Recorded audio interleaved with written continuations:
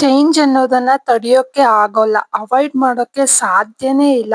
ಆಗೋ ಪ್ರತಿಯೊಂದು ಬದಲಾವಣೆ ನನ್ನಲ್ಲಿ, ನಿಮ್ಮಲ್ಲಿ ಪ್ರತಿಯೊಬ್ಬರಲ್ಲೂ ಆಗೋ ಎಲ್ಲಾ ಬದಲಾವಣೆಗಳಲ್ಲಿ ಕೆಲವೊಮ್ಮೆ ಹರ್ಟ್ ಆಗುತ್ತೆ. ಏನೋ ಕೆಟ್ಟದ್ದು ನಡೀತಿದ್ಯಲ್ಲ ಅಂತ ಅನ್ಸುತ್ತೆ. ಬಟ್ ಒಂದ್ ನೆನ್ಪಿಟ್ಕೊಳ್ಳಿ, ಚೇಂಜ್ ಆದಾಗ ಪ್ರತಿ ಕ್ಷಣ ನಮ್ಮಲ್ಲಿ ಬದಲಾವಣೆ ಆಗುತ್ತೆ.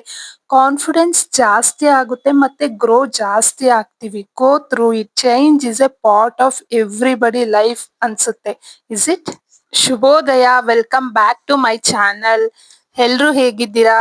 ಬೆಳಗ್ಗೆನೆ ವಾಕ್ ಎಲ್ಲ ಮುಗಿಸಿ ಪಪಾಯ ತುಂಬಾನೇ ಹಣ್ಣಾಗ್ಬಿಟ್ಟಿತ್ತು. ಹಾಗಾಗಿ ಅದನ್ನ ನೀಟಾಗಿ ಕಟ್ ಮಾಡಿ ಕನ್ಸ್ಯೂಮ್ ಮಾಡೋಣ ಅನ್ಬಿಟ್ಟು ನೀಟಾಗಿ ಕಟ್ ಮಾಡಿದೆ. ಸ್ವಲ್ಪ ಜಾಸ್ತಿ ಹಣ್ಣಾದ್ರಿಂದ ಒಂದ್ ಗ್ಲಾಸ್ ಹಣ್ಣಾಗಿರೋದೆಲ್ಲ ತೆಕ್ಕೊಂಡು ಜ್ಯೂಸ್ ಕೂಡ ಮಾಡ್ಕೊಂಡೆ. ತುಂಬಾನೇ ಟೇಸ್ಟಿ ಆಗಿತ್ತು ಈ ರೀತಿ ತುಂಬಾ ಹಣ್ಣಾಗಿದ್ರಿಂದ.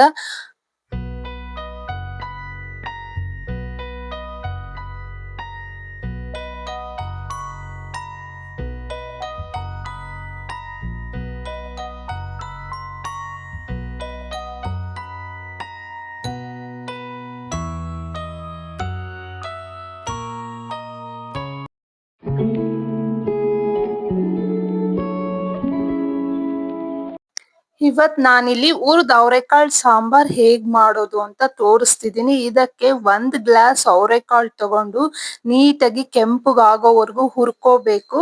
ಹುರ್ಕೊಂಡ್ ನಂತರ ಒಂದ್ ಮಿಕ್ಸಿ ಜಾರ್ಗೆ ಸ್ವಲ್ಪ ಬೆಳ್ಳುಳ್ಳಿ, 4ರಿಂದ 5 ಬೆಳ್ಳುಳ್ಳಿ, ಹಾಗೆ ಹುರ್ದಿರೋ ಅಂತ ಅವರೆಕಾಳು ತಗೊಂಡಿದೀನಿ ಸ್ವಲ್ಪ, ಹಾಗೆ 4ರಿಂದ 5 ಪೀಸು ಒಣ ಕೊಬ್ಬರಿ, 1½ ಸ್ಪೂನು ಸಾಂಬಾರ್ ಪೌಡರ್. ನೀವು ಸಾಂಬಾರ್ಗೆ ಏನ್ ಯೂಸ್ ಮಾಡ್ತೀರೋ ಅದೇ ಸಾಂಬಾರ್ ಪೌಡರು. ಹಾಗೆ ಅರ್ಧ ಆನಿಯನ್ ತಗೊಂಡಿದೀನಿ, ಸ್ವಲ್ಪ ಕೊತ್ತಂಬರಿ ಸೊಪ್ಪು,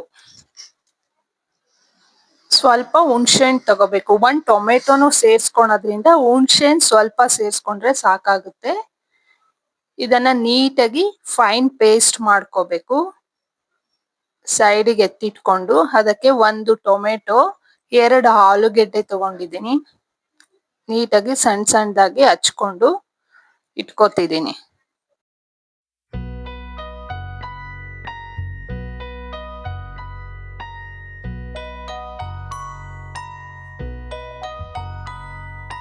ಈ ಸಾಂಬಾರನ್ನ ಚಳಿಗಾಲದಲ್ಲಿ ಮಾಡಿದ್ರೆ ತುಂಬಾನೇ ಟೇಸ್ಟಿ ಆಗಿರುತ್ತೆ. ಬಟ್ ಸಮ್ಮರ್ ಅಲ್ಲೂ ಕೂಡ ಡೈಲಿ ಏನ್ ಸಾಂಬಾರ್ ಮಾಡೋದು ಅನ್ನೋದ್ರಲ್ಲಿ ದಿನಾ ಒಂದೊಂದರ ತರಕಾರಿ ಯೂಸ್ ಮಾಡಿ ಸಾಂಬಾರ್ ಮಾಡಿ ಬೋರ್ ಆಗಿರುತ್ತೆ ತರಕಾರಿ ಸಾಂಬಾರ್ ತಿನ್ನೋದಕ್ಕೆ. ಹಾಗಾಗಿ ಈ ತರ ಫಾರ್ ಎ ಚೇಂಜ್ ಇರ್ಲಿ ಅಂತ ಇದಕ್ಕೆ ಹುರ್ದವರೆಕಾಳು ಸಾಂಬಾರ್ ಮಾಡ್ತಿದ್ದೀನಿ. ಹಾಗೆ ಇದಕ್ಕೆ ಡ್ರೈ ಫಿಶ್ ಕೂಡ ಸೇರ್ಸ್ಕೊತಿದ್ದೀನಿ. ಯಾರೆಲ್ಲ ಮನೆಯಲ್ಲಿ ಡ್ರೈ ಫಿಶ್ ತಿನ್ನಲ್ವೋ ಅವ್ರಿಗೆ ಸೆಪ್ರೇಟ್ ಈ ಸಾಂಬಾರ್ನ ಎಲ್ಲ ರೆಡಿ ಆದ್ಮೇಲೆ ತೆಗೆದು ಇಟ್ಕೊಂಡು ಆಮೇಲೆ ಡ್ರೈ ಫಿಶ್ ನ ಸೇರ್ಸ್ಕೊಳೋದು. ಹೇಗ್ ಸೇರ್ಸ್ಕೊಳೋದು ಅಂತಾನು ನಾನು ಇಲ್ಲಿ ತೋರ್ಸಿದೀನಿ. ಹಾಗೆ ಜೊತೆಗೆ 2 ಬದನೆಕಾಯಿ ತಗೊಂಡಿದೀನಿ. ಹೇಗ್ ಮಾಡೋದು ನೋಡೋಣ ಬನ್ನಿ.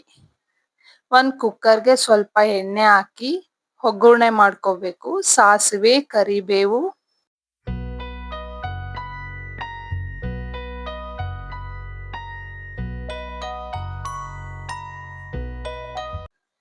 ನಂತರ ಹಾಫ್ ಈರುಳ್ಳಿ ರುಬ್ಬಕ್ಕೆ ತಗೊಂಡಿದ್ದು, ಇನ್ನು ಹಾಫ್ ಅದೇ ಈ ತರ ಕಟ್ ಮಾಡ್ಕೊಂಡು ದಪ್ಪದಾಗಿ ಒಗ್ಗರಣೆಗೆ ಸೇರ್ಸ್ಕೊತಿದ್ದೀನಿ. ನೀಟಾಗಿ ಅದು ಸ್ವಲ್ಪ ಬಾಡಿಸ್ಕೊಂಡು 1 ಟೊಮೆಟೊ ಸೇರ್ಸ್ಕೊತಿದ್ದೀನಿ, ಸಣ್ಣದಾಗಿ ಹಚ್ಚಿಟ್ಕೊಂಡಿರೋಂಥ ಟೊಮೆಟೊ. ಹಾಗೆ ಹುರಿದಿಟ್ಕೊಂಡಿದ್ನಲ್ಲ ಅವರೆಕಾಳನ್ನ ನೀಟಾಗಿ ವಾಶ್ ಮಾಡ್ಕೊಂಡು ಅದನ್ನು ಸೇರ್ಸ್ಕೊತಿದ್ದೀನಿ. ನಿಮ್ಮನೆ ಸಾಂಬಾರ್ಗೆ ಎಷ್ಟು ಕ್ವಾಂಟಿಟಿ ಬೇಕು ಅಷ್ಟು ಸೇರಿಸ್ಕೊಳ್ಳಿ. ನಾನಿಲ್ಲಿ 1 ಗ್ಲಾಸ್ ಮಾತ್ರ ಸೇರಿಸ್ಕೊಂಡಿದ್ದೀನಿ. ಅದು ಕಾಳು ಜಾಸ್ತಿ ಯಾರು ತಿನ್ನಲ್ವಲ್ಲ ಹಾಗಾಗಿ. ನಂತರ ಏನ್ ರುಬ್ಬಿಟ್ಕೊಂಡಿದ್ವಲ್ಲ ಆ ಮಸಾಲಾನ ಈ ಕಾಳು, ಈರುಳ್ಳಿ, ಟೊಮೆಟೊ ಎಲ್ಲ ಒಗ್ಗರಣೆ ಹಾಕೊಂಡಿದ್ವಲ್ಲ ಅದ್ರ ಜೊತೆ ಸೇರಿಸ್ಕೊಂಡು ಎಷ್ಟು ಸಾಂಬಾರ್ ಅದಕ್ಕೆ ಎಷ್ಟು ನೀರ್ ಬೇಕೋ ಅಷ್ಟು ನೀರ್ ಸೇರಿಸ್ಕೊಂಡು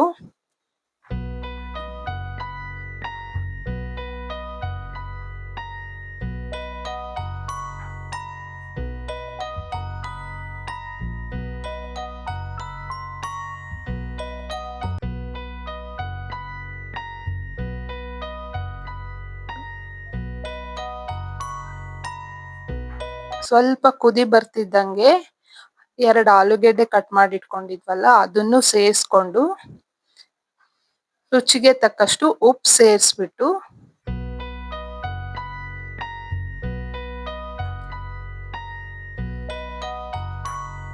ನಾನಿಲ್ಲಿ 3 ವಿಷಿಲ್ ಕೂಗಿಸ್ಕೊತಿದ್ದೀನಿ. ದಪ್ಪ ಊರಿಲಿ, ಮೀಡಿಯಂ ಊರಿಲಾದ್ರೆ 2 ವಿಷಿಲ್ ಕೂಗಿಸ್ಕೊಂಡು ಮತ್ತೆ ತೆಗೆದು ಬದನೆಕಾಯಿ ಏನ್ ಹಚ್ಚಿಟ್ಕೊಂಡಿದ್ವಲ್ಲ ಅದನ್ನ ಸೇರಿಸಿ ಇನ್ನೊಂದು ವಿಷಿಲ್ ಕೂಗಿಸ್ಕೊತಾ ಇದ್ದೀನಿ. ಮುಂಚೆನೆ ಬದನೆಕಾಯಿ ಹಾಕಿದ್ರೆ ಅದೆಲ್ಲ ಒಂಥರ ಸ್ಮ್ಯಾಶ್ ಆಗ್ಬಿಡುತ್ತೆ, ತಿನ್ನಕ್ಕೆ ಸಿಗೋದೇ ಇಲ್ಲ, ಬೀಜ ಎಲ್ಲ ಬಿಟ್ಕೊಬಿಡುತ್ತೆ. ಹಾಗಾಗಿ ಕೊನೆಯದಾಗಿ 3 ವಿಷಿಲ್ ಆದ್ಮೇಲೆ ಈ ರೀತಿ ಬದನೆಕಾಯಿ ಸೇರಿಸ್ಕೊಂಡು ಎಕ್ಸ್ಟ್ರಾ 1 ವಿಷಿಲ್ ಕೂಗಿಸ್ಕೊತಾ ಇದ್ದೀನಿ. ಟೋಟಲ್ 4 ವಿಷಿಲ್ ಆಯ್ತು. ಇಷ್ಟ ಆದ್ರೆ ಪರ್ಫೆಕ್ಟ್ ಅದಕ್ಕೆ ಸಾಂಬಾರು ಕಾಳು ಎಲ್ಲ ನೀಟಾಗಿ ಬೆಂದಿರುತ್ತೆ. ನಂತರ ನಮ್ಗೆ ಸಾಂಬಾರ್ ಏನಿತ್ತು ಅದನ್ನ ಸೆಪ್ರೇಟ್ ಎತ್ತಿಟ್ಕೊಂಡು, ಯಾರೆಲ್ಲ ಡ್ರೈ ಫಿಶ್ ಮನೇಲಿ ತಿನ್ನಲ್ವೋ ಅವ್ರಿಗೆ ಆ ಸಾಂಬಾರ್ ನೀಟಾಗಿ ಎಷ್ಟು ಬೇಕೋ ಅಷ್ಟು ಎತ್ತಿಟ್ಕೊಂಡು, ಡ್ರೈ ಫಿಶ್ ತಿನ್ನೋರ್ಗೆ ಈ ಡ್ರೈ ಫಿಶ್ ನ ಹೇಗೆ ಅದಕ್ಕೆ ಆಡ್ ಮಾಡೋದು ಅಂತ ತೋರಿಸ್ತಾ ಇದ್ದೀನಿ.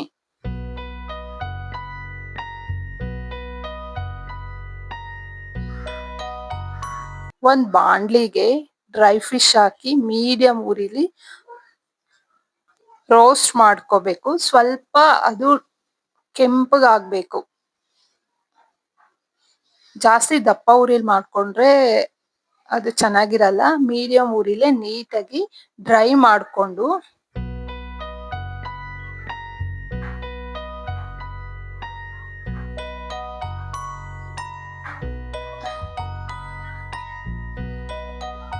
ಕೆಲವೊಬ್ಬರಿಗೆ ಫಿಶ್ ಇಷ್ಟ, ಕೆಲವೊಬ್ಬರಿಗೆ ಡ್ರೈ ಫಿಶ್ ಇಷ್ಟ ಆಗಲ್ಲ, ಸ್ಮೆಲ್ ಇಷ್ಟ ಆಗಲ್ಲ. ಬಟ್ ನಮ್ಮನೇಲಿ ಎಲ್ಲಾ ತರ ಫಿಶ್ ಮಾಡ್ತೀವಿ. ಜಲ್ಲು, ಫ್ರಾನ್ಸು, ಬಾಂಗ್ಡ ಎಲ್ಲಾ ತರ ಫಿಶ್ ಮಾಡ್ತೀವಿ. ಅದಲ್ಲಿ ಡ್ರೈ ಫಿಶ್ ಕೂಡ ಒಂದು. ಫಿಶ್ ತಿನ್ನೋದ್ರಿಂದ ಮೆಮೊರಿ ಪವರ್ ಎನ್ಹಾನ್ಸ್ ಆಗುತ್ತೆ. ಹಾಗಾಗಿ ಚಿಕನ್ ಅಲ್ಲೆಲ್ಲ ಜಾಸ್ತಿ ಮೆಡಿಸಿನ್ಸ್ ಯೂಸ್ ಮಾಡೋದ್ರಿಂದ ಜಾಸ್ತಿ fish is the best for the health ಅಂತ ಅನ್ಸುತ್ತೆ. ಈ ರೀತಿ ಸ್ವಲ್ಪ ನೀರ್ ಹಾಕ್ಬಿಟ್ಟು ಅದ್ರಲ್ಲಿ ಮಣ್ಣಿರುತ್ತೆ, ಡ್ರೈ ಫಿಶ್ ಅಲ್ಲಿ ಮಣ್ಣು ಹಚ್ಬಿಟ್ಟು ಒಣಗಿಸಿರ್ತಾರೆ. ನೀರ್ ಹಾಕಿ ಒಂದ್ 5 ನಿಮಿಷ ಕುದಿಸಿದಾಗ ಆ ಮಣ್ಣಿನ ಕಂಟೆಂಟ್ ಎಲ್ಲ ಏನಿರುತ್ತೆ ಅದ್ ಬಿಟ್ಕೊಂಡ್ಬಿಡುತ್ತೆ. ಅದ್ ಬಿಟ್ಕೊಂಡಾಗ 1-2 ಸರಿ ವಾಶ್ ಮಾಡ್ಕೊಂಡು ಈ ಸಾಂಬಾರ್ ಏನ್ ಮಾಡಿಟ್ಕೊಂಡಿದ್ವಲ್ಲ ಅದಕ್ಕೆ ಸೇರಿಸಿ ಮೀಡಿಯಂ ಉರಿಲಿ 5 ಮಿನಿಟ್ಸ್ ಕುದಿಸಿದ್ರೆ ಸಾಕು. ಅದೇನ್ ಸಾಫ್ಟ್ ಆಗಿ ಬೇಯ್ಬೇಕಂತಿಲ್ಲ, ಅದು ಕ್ರಿಸ್ಪಿ ಆಗೇ ಇರುತ್ತೆ. ಬಟ್ ಆ ಟೇಸ್ಟ್ ಸಾಂಬಾರ್ಗೆ ಇಟ್ಕೊಳ್ಳುತ್ತೆ. ನೀರ್ ಬೇಕಂದ್ರೆ ಸಾಂಬಾರ್ಗೆ ಸ್ವಲ್ಪ ಬಿಸಿ ನೀರ್ ಸೇರಿಸ್ಕೊಂಡು ಮಾಡ್ಕೊಂಡ್ರೆ ಪರ್ಫೆಕ್ಟ್ ಆಗಿರೋ ಅಂತ ಕರ್ಮೀನ್ ಸಾಂಬಾರ್ ರೆಡಿ ಆಗುತ್ತೆ. ಹುರ್ದ್ ಕಾಳು ಕರ್ಮೀನ್ ಸಾಂಬಾರ್ ರೆಡಿ ಆಗುತ್ತೆ. ಡಿಫ್ರೆಂಟ್ ಆಗಿರುತ್ತೆ ಟೇಸ್ಟ್, ಮತ್ತೆ ಚೆನ್ನಾಗೂ ಇರುತ್ತೆ. ಒಂದ್ಸರಿ ಟ್ರೈ ಮಾಡಿ. ಸಮರ್ ಹಾಲಿಡೇಸ್ ಇರೋದ್ರಿಂದ ಕಿಡ್ಸ್ ಮನೆಯಲ್ಲೇ ಇರ್ತಾರೆ. ಡೈಲಿ ಆಚೆ ಫುಡ್, ಜಂಕ್ ಫುಡ್ ಗಿಂತ ಬ್ರೌನ್ ಬ್ರೆಡ್ ಯೂಸ್ ಮಾಡಿ ಮನೆಯಲ್ಲೇ ಸ್ಯಾಂಡ್ವಿಚ್ ಹೇಗೆ ಸಿಂಪಲ್ ಆಗಿ ಮಾಡ್ಬೋದು ನೋಡಿ. ಒಂದು ಆನಿಯನ್, 1 ಟೊಮೆಟೊ, ಹಾಫ್ ಕ್ಯಾಪ್ಸಿಕಮ್ ತಗೊಂಡಿದ್ದೀನಿ, ಸ್ವಲ್ಪ ಕೊತ್ತಂಬರಿ ಸೊಪ್ಪು, ಚೀಸು, ಹಾಗೆ ಬಟರು. ಹೀಗೆ ಬ್ರೌನ್ ಬ್ರೆಡ್ ತಗೊಂಡು ಅದು ಫಸ್ಟ್ ಬೇಸ್ಮೆಂಟ್ಗೆ ಬಟರ್ ಎಲ್ಲ ಹಚ್ಕೊಂತಾ ಇದ್ದೀನಿ 1 ಲೇಯರು. ಆಮೇಲೆ ಸ್ವಲ್ಪ ಕಟ್ ಮಾಡಿರೋ ಅಂತ ಆನಿಯನ್, ಸ್ವಲ್ಪ ಟೊಮೆಟೊ, ಸ್ವಲ್ಪ ಕ್ಯಾಪ್ಸಿಕಮ್, ಮೇಲ್ ಕೊತ್ತಂಬರಿ ಸೊಪ್ಪು ಹಾಕಿದ್ರೆ ಬೇಸ್ಮೆಂಟ್ ನೀಟಾಗಿ ರೆಡಿ ಆಯ್ತು. ಎಲ್ಲಾ ಮಂದಿರ್ಗೂ ಸಮ್ಮರ್ ಹಾಲಿಡೇಸ್ ಅಲ್ಲಿ ಮಾಡೋದು ತೊಳೆಯೋದ್ರಲ್ಲಿ ಕೆಲ್ಸ ಮುಗ್ದೋಗುತ್ತೆ. ಮಕ್ಳು ಮಾತ್ರ ಎಂಜಾಯ್ ಮಾಡ್ತಾರೆ. ಏನಾದ್ರ ಮೇಲೆ 1 ಚೀಸ್ ಸ್ಲೈಸ್ ತಗೊಂಡು ತುರ್ದ್ಬಿಟ್ಟು ಈ ತರ ಮೇಲ್ ಹಾಕಿದ್ರೆ ಮೆಲ್ಟ್ ಆದಾಗ ಅದು ತುಂಬಾನೇ ಟೇಸ್ಟಿ ಕೊಡುತ್ತೆ. ಹಾಗೆ ಇನ್ನೊಂದ್ ಸ್ಲೈಸ್ಗೂ ಕೂಡ ನಾನು ಬಟರ್ ಹಚ್ಕೊತಾ ಇದ್ದೀನಿ. ಬಟರ್ ಹಚ್ಕೊಂಡು 2 ಕ್ಲೋಸ್ ಮಾಡಿ ಈ ತರ ತವಾ ಮೇಲೆ ಸ್ವಲ್ಪ ತುಪ್ಪ ಆದ್ರೂ ಹಾಕೋಬಹುದು, ಆಯಿಲ್ ಆದ್ರೂ ಹಾಕೋಬಹುದು. ನಾನಿಲ್ಲಿ ಆಯಿಲ್ ಹಾಕೋತಾ ಇದ್ದೀನಿ. ಒಳಗಡೆ ಆಲ್ರೆಡಿ ಬಟರ್ ಯೂಸ್ ಮಾಡಿರೋದ್ರಿಂದ ಕ್ವಿಕ್ ಅಂಡ್ ಈಸಿಯಾಗಿ 10 ಮಿನಿಟ್ಸ್ ಅಲ್ಲಿ ಈವ್ನಿಂಗ್ ಸ್ನಾಕ್ಸ್ ರೆಡಿ ಆಯ್ತು ನೋಡಿ. ಮನೇಲಿ ಮಾಡಿರೋ ಸ್ನಾಕ್ಸ್ ತಿಂದು ಫುಲ್ ಎಂಜಾಯ್ ಮಾಡ್ತಾರೆ. Thank you for watching.